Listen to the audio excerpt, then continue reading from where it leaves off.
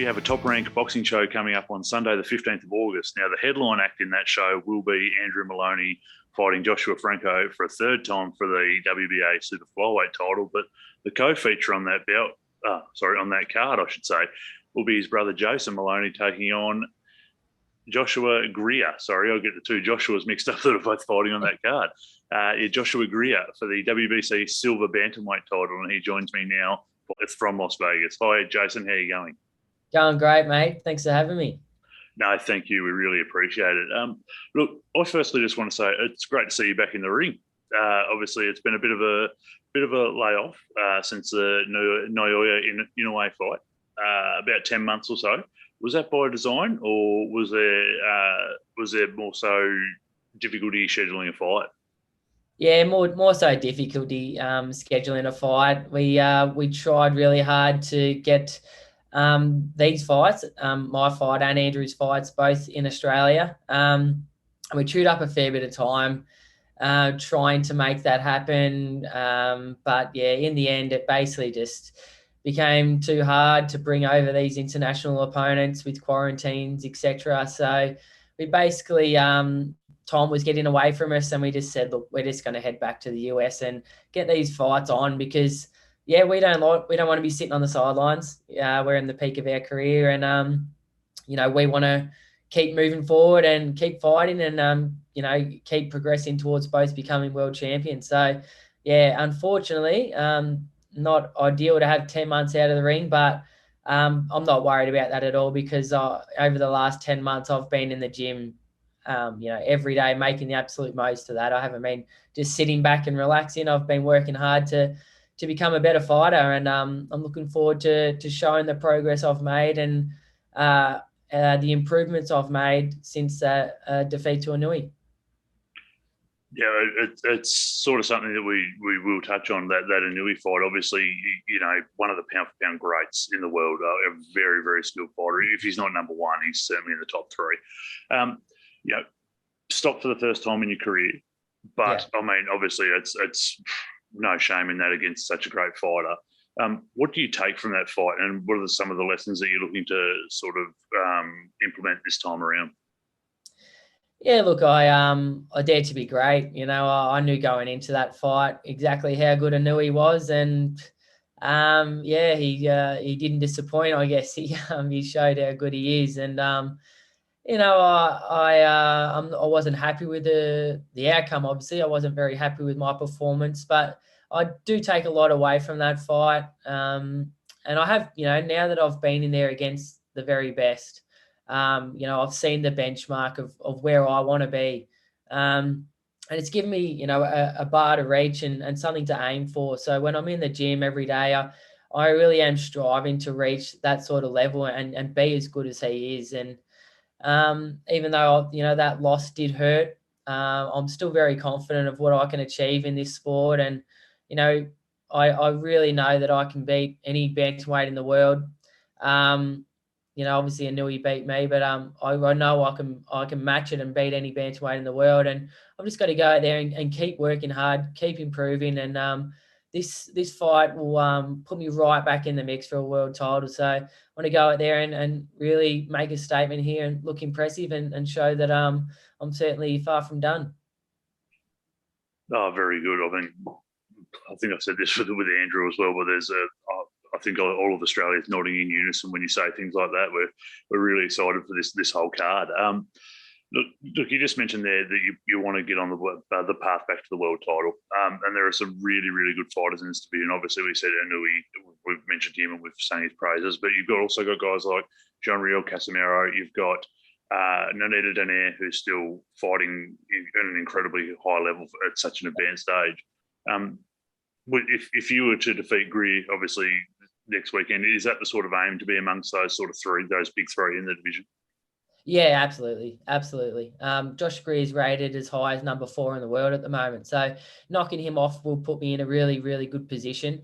And those fighters you mentioned, Donaire and Casimiro, who are both currently holding world titles, absolutely got my eye on them. And very confident I can beat both of those guys. So obviously got to take care of business with Greer first. But yes, definitely got my sights set on both of those guys. And fights that I hope we can make happen as soon as possible. Yeah, definitely. I mean, that's got to be the aim for every fighter, I guess. Throw yourself into the shark tank that is the best in the world. Look, if we could just touch on Greer for a little bit. Hasn't won a fight since 2019. Obviously, still a very good fighter. You'd have seen a lot of him. He was part of that first initial top ranked bubble of cards, and then I believe he fought on Andrew's last card, where he obviously had the very bad decision against Franco. What do you make of him as an opponent and as a fighter?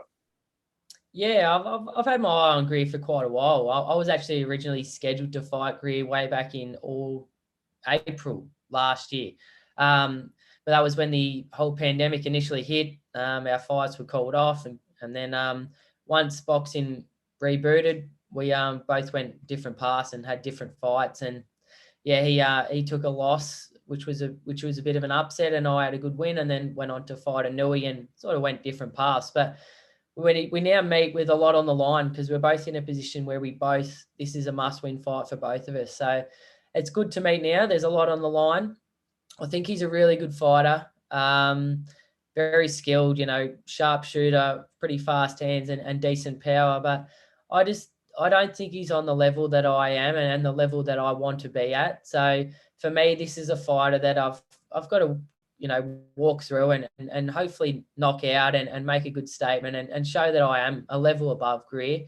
I think he hasn't fought the type of opponent that I have, and I don't think he's fought a fighter as good as me either. So I plan to show that I am a level above him and to move on to bigger and better things.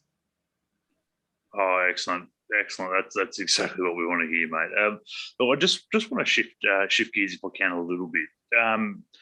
This card's going to be headlined by your brother. I'm sure that's motivating in itself. But also, we're going through a very big wave of boxing at the moment. And just as recently, we've had a guy who you've trained with in Alex Winwood, go to the Olympics. Harry Garside's bringing home the first medal in over 3 decades. How important is that for you? To cement your name amongst this new wave of boxers and to make sure that the Australian public knows who you are? Yeah, that's so important to me, mate. I just love the sport of boxing, and for me and for my brother Andrew, we just want this sport to grow and be as big as it possibly can and get the attention and the media behind it and the public behind it like we know it deserves. It's such a great sport and, does so much for people in the community. And we just want the sport to really thrive, and having those guys, like you mentioned, like Harry, who's just picked up a medal at the Olympics. He's actually from the same neighborhood as us. We grew up in the same area. And to see him go out and do something like that, it really does just, great things for the sport. And if me and Andrew can come back from this trip with two nice belts, and Andrew a world champion and me very close to becoming a world champion as well myself, it just, it gives the sport so much energy and so much for the young kids to look at and aspire to be, and motivates them to keep working hard and to stick at the sport, and it's just going to help the sport grow. And for us that is just so important. So there's always that thought in the back of the mind and the pressure to really take this sport and help it grow as much as we can. Oh, you can definitely see from not just your social media presence, but also interviews and stuff like that being role models. It's incredibly important to you guys. So that's incredibly inspiring to hear, mate. Look, I'll finish up on this one. It's a bit of a generic question, but I ask it of every fighter that I interview. Just what can we expect from Jason Moloney come next Sunday, and how does he get his hand raised? Yeah, I want to put on a really good dominant performance here, and I think it'll probably the first 3 or 4 rounds. Greer will be able to hang in there. He is a talented fighter, but I think around 5 or round 6, I think I should start really getting on top of him, and I think I'll stop him in the first half. So the first 6 rounds, I think I'll get him out of there. That's the plan. Make a real good statement, get myself back right at the top of the division, and hopefully a world title is not far away. Oh, brilliant. Well, you heard it here first, everyone. Jason Moloney's coming for that world title. He's gunning for Josh Greer, and we're all looking forward to it. So Sunday, August 15th over here in Australia. make sure you tune in. Look, thanks very much for the 5 or 10 minutes you've given us here, Jason, and all the best for the fight, mate. Really appreciate your time. Thanks, mate. Thank you, everyone, for all your support, and hope to do you proud next weekend. Thanks for watching. If you like what you saw, be sure to hit like and subscribe. For more sports content, check out our socials and website listed on screen now. Until next time, keep watching your sports and have a ripper day, everyone.